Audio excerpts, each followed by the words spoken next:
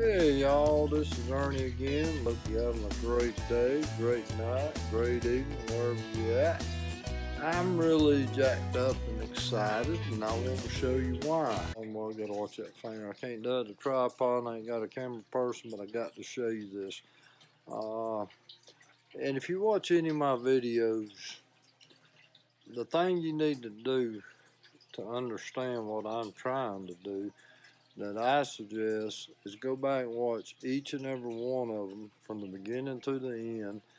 You'll see a little bit of improvement in the quality of them, a little bit, not a whole lot, but a little bit. But each one has a specific purpose, and that's to try to help young people, that young couple, in starting out. I told y'all in the very beginning, I'm going to show you what we're doing, what we got, what we're starting with, and why. And also, you could throw in how. But let's look onto this right here, and y'all tell me what this is. We got this package in the mail today, and I've been really looking forward to it. If I'll be still, you can read on there, it's live worms. That's supposed to be over 10,000 worms, all different sizes, called bed run. This video is going to get into one of the things we're going to do is worm production, worm farming. And if you look over here, this is what I told you in another video that I was doing in the basement that I would show you later. I'm going to turn off that light.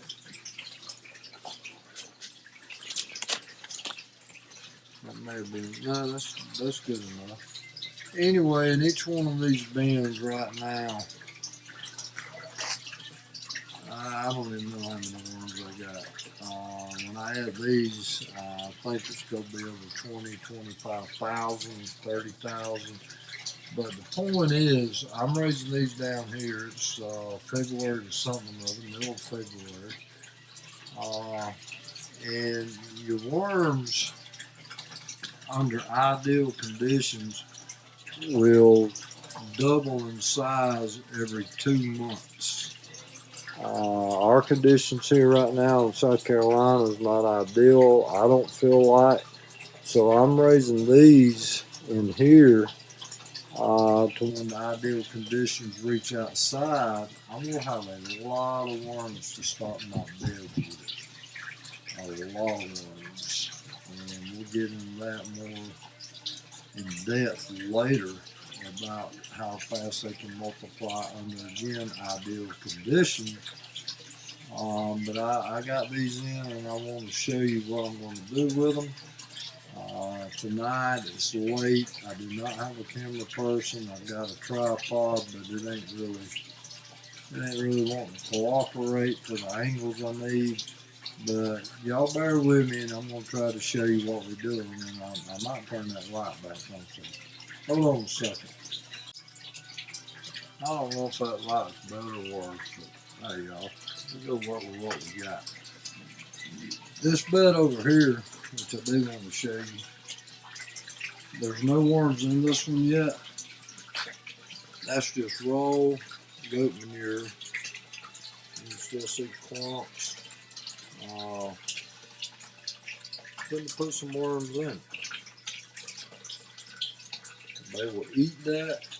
They will digest that. Some say a worm can eat its size and weight and material every day. So if I have 4 pounds of worms in there, they need to be getting 4 pounds of compost, feed, whatever combination. Over here, this one, it's had worms in it for a couple, 2 or 3 weeks. Not overstocked.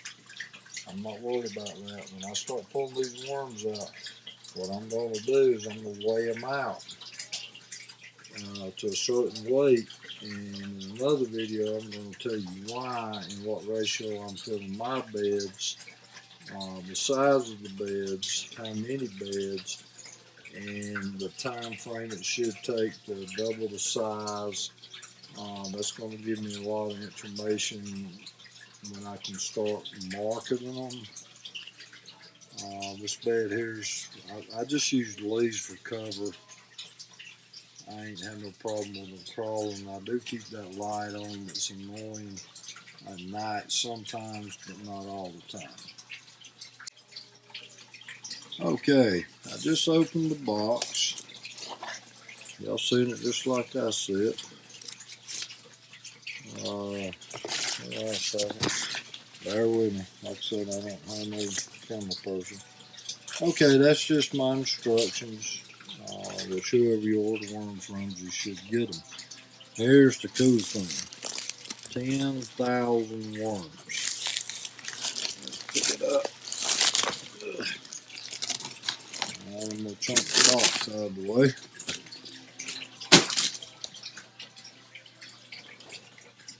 Alright, that bag right there's got over 10,000 worms in it. I paused that to show you. Look at this, man. This is crazy. They're crawling out. I got to cut that off, get them in the bed. There's some that escaped already. So hang on. Okay, I rescued the ones caught in the tape, but you can see they're getting out everywhere. Might check the box too. Alright, but here we go. Okay, you can see the massive amount of worms.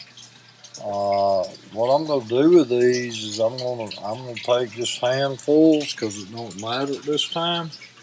I'm gonna feed that bed or seed that bed. Look at all that. Man, I'd hate to have to count them to prove there's 10,000. I wouldn't do it. I'll put some more in there. This bed here, I'm gonna feed these here in a little while, water them down.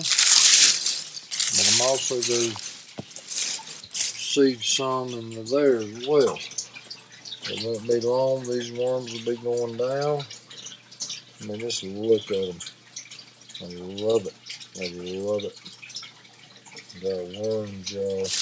There's already worms stocked in this pan and this pan, and each week what I do is I add more and more manure or bedding material, and I'll build it up. What the goal is, sometime late March, April, I'll start weighing worms out of these intensified propagating beds. Let's call that, to sound scientific. Into my worm beds out in the rabbit barn. If you watch my other videos, you'll see that, but I'm going to show more on that later on the beds when I get into an actual worm bed video. I'm just going to let them guys go on down, and I will feed, wet, water down all my beds. I will not feed this bed because this is fresh compost. Just look at them, man. Look at that mass. Oh, you gotta love it. These worms, under ideal conditions, will double their size or your colony in 2 months. And that's why I'm raising them in the basement where I live right now. I do not consider it ideal conditions. So I'm raising down here where it's a constant temperature, at least 69 degrees. A lot of these ones, the breeders, I call banded breeders. When they get the band on them, they'll be breeding. They'll be laying egg capsules. By the time I get ready to move them out to the permanent bed, I'm going to have tons of worms. And I can keep this up all year long. And I can keep raising and raising and raising under ideal conditions. The stock for my beds in the rabbit barn.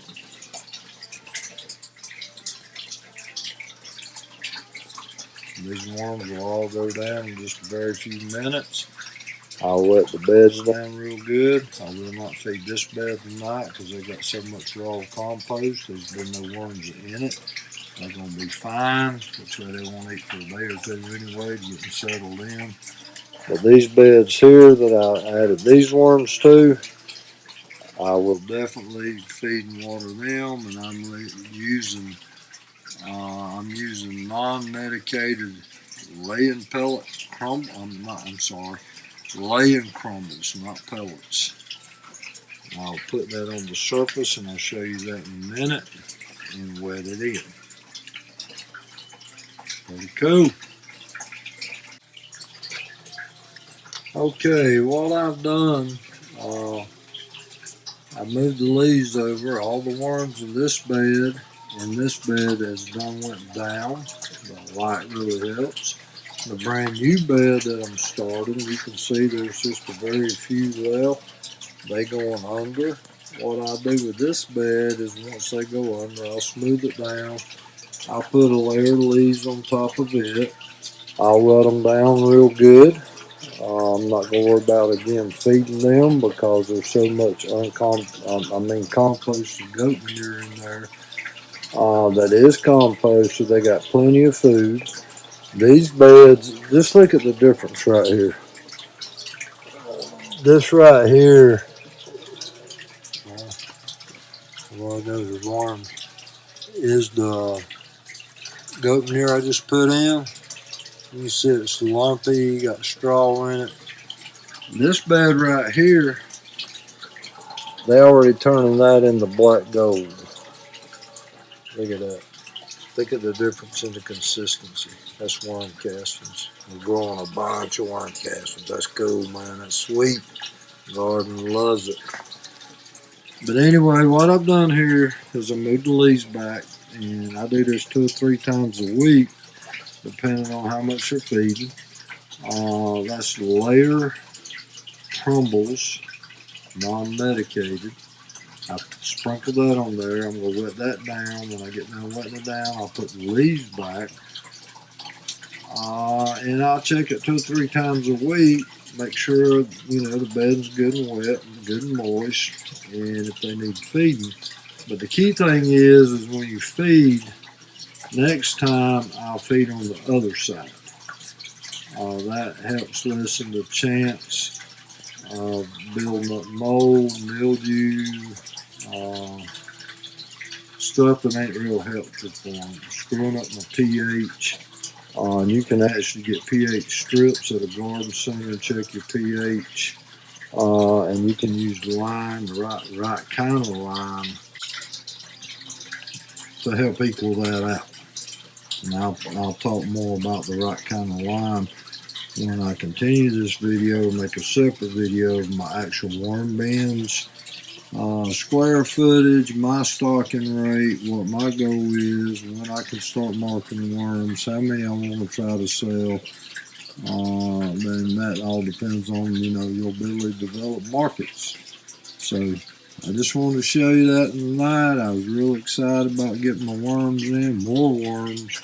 And these 3 bins now, there's well over, there's 20 or 30,000 worms of different sizes. In April, I'll start weighing out my adult worms. I call them banded breeders. Once the worm gets the band on it, let me show you one so you know what I'm talking about. Okay, you can see this one right here, I think. If I can get in front of the camera. If you can see the band on it.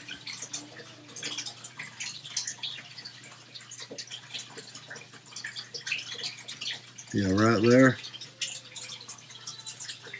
When it's got that band, that means it's a breeder. It can breed and it can lay eggs.